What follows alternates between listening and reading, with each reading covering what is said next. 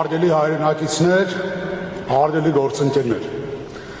շնորհակալ ենք հրավերի համար ներկա գտնվելու Հայ ազգային կոնգրես կուսակցության համագումարին։ Ձեր թույլտվությամբ ելույթս կսկսեմ այս գիշեր դատարանի կողմից ապօրինաբար ընդունված հերթական որոշումից, որը հերթական անգամ ցույց տվեց, որ Հայաստանի ներկայիս իշխանությունը համակարգված կերպով ոչնչացնում է Հայաստանի ժողովրդավարական պետության լեգիտիմությունը։ Այսօր Հայաստանը կանգնած է ներքին և արտաքին լրջագույն մարտահրավերների առաջ։ Սպառնալիքների տակ է ոչ միայն Հայաստանի անվտանգությունը, այլ հայ ինքնությունը, վտանգված է մեր պատմությունը, մեր ազգային արժանապատվության և ինքնության հենասյուն հայ առաքելական Սուրբ եկեղեցին։ Եվ ամենացավալին այն է, որ սա արվում է Հայաստանի Հանրապետության ներկայիս իշխանության կողմից հարևան երկրների պահանջով, ուրանալով մեր դարավոր պատմությունը, արժեզրկելով մեր ազգային դիմագիծը և թուլացնելով մեր պետության հիմքերը։ Այսօր մենք գտնվում ենք այն դահլիճում, որտեղ շուրջ 36 տարի առաջ 1990 թվականի օգոստոսի 23-ին տեղի ունեցավ հայոց պատմության մեջ ամենանշանակալի իրադարձություններից մեկը։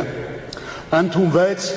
Հայաստանի Հանրապետության անկախության հռչակագիրը և դրվեց Հայաստանի Հանրապետության պետականության հիմքը։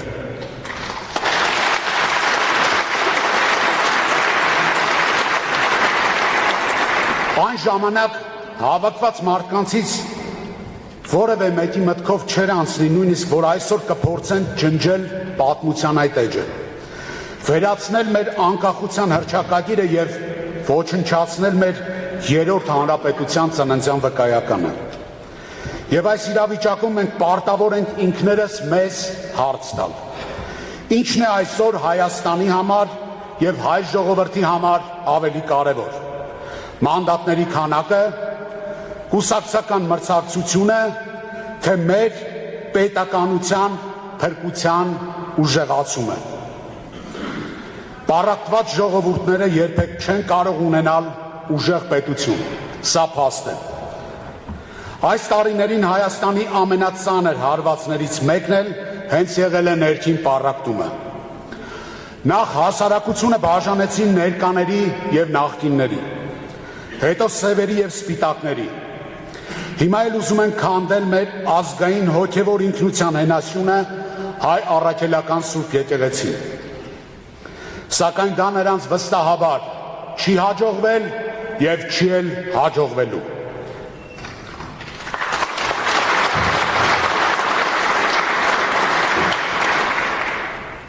Սույն թվականի հունիսի 7-ին Հայաստանում տեղի են ունենալու խորհրդարանական ընտրություններ։ Ընդամենը 85 օրից պարզ է դառնալու ոչ թե այն, թե որ ուժը քանի մանդատ կունենա, այլ շարունակելու ենք ապրել մենք պառակտված, ազգային ինքնությունից հեռացող իրականության մեջ, թե վերակառուցելու ենք մեր հայրենիքը։ Կոնսոլիդացիայի մասին առաջին նախագահի խոսքերը մենք ընդունում ենք ոչ թե որպես մարտավարական խնդիր, այլ ռազմավարական հրամայական, որպես կոչ ու պատասխանատվություն, և այդ պատասխանատվությունից մենք չենք խուսափում։ Մենք ապրում ենք մի ժամանակ, երբ Հայաստանը կանգնած է ճակատագրական ընտրության առջև, ոչ թե ընտրություն կուսակցությունների, ոչ թե ընտրություն անձերի, այլ ընտրություն ուղղությունների միջև։ Կկարողանա մեր պետությունը հաստատուն կանգնել սեփական ոտքերի վրա, թե կշարունակի թուլանալ ներքաղաքական բևեռացման ու մասնատվածության ծանր բեռի տակ։ Ուժեղ Հայաստան կուսակցությունը ի սկզբանե կոնսոլիդացիայի գաղափարախոսությամբ է ձևավորվել։ Մենք երբեք չենք մտածել ոչ մի կուսակցության դեմ, մենք մտածել ենք Հայաստանի օգտին։ Մեր անունը ինքը արդեն իսկ ծրագիր է, հայտարարություն, խոստում,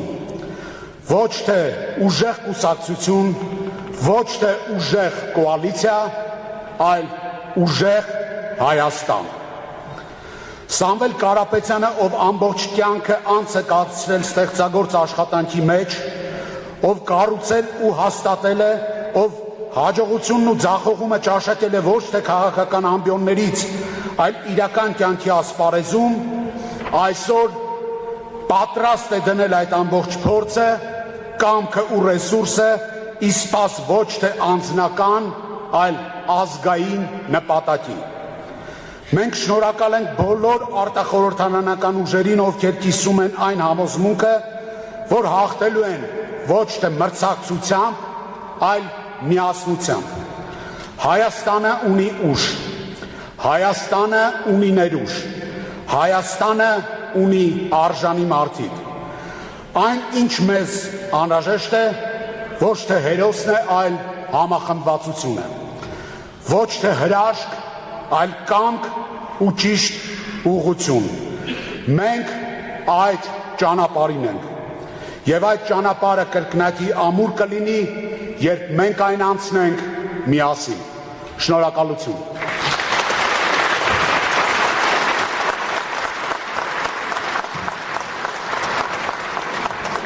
Շնորհակալություն ողջունի համար ձայնը տրվում է Լուսավոր Հայաստան կուսակցության ղեկավար Էդմոն Մարուքյան